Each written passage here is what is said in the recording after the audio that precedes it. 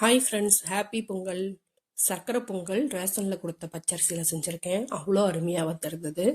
பொங்கல் அன்னைக்கு என்னோட ஹபி சர்க்கரை பொங்கல் தர சொல்லி கேட்பாங்க. அவங்களுக்கு ரொம்ப பிடிக்கும். நல்லா அருமையாக வந்திருந்தது. வீட்டில் எல்லாருக்குமே ரொம்ப பிடிச்சிருந்தது. ரேஷனில் கொடுத்த பச்சரிசியில் தான் செஞ்சுருக்கேன்.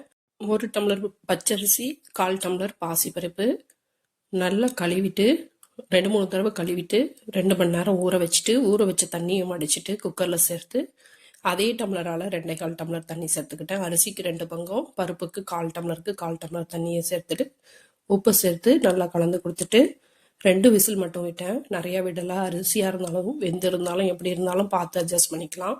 2 விசில் விட்டுட்டேன். பக்கத்துலேயே வெள்ளத்தை கரைச்சி எடுத்துக்கலான்னு சொல்லிட்டு ஸ்டவ்வில் வச்சு கொஞ்சமாக தண்ணி சேர்த்து நல்லா சூடேற்றி கரைய விடுறேன். அப்போ தான் குப்பை தூசியெல்லாம் வடிகட்டலாம். இப்போ 2 விசில் விட்டாச்சு. வெள்ளமும் ஓரளவு கரைஞ்சிடுச்சு.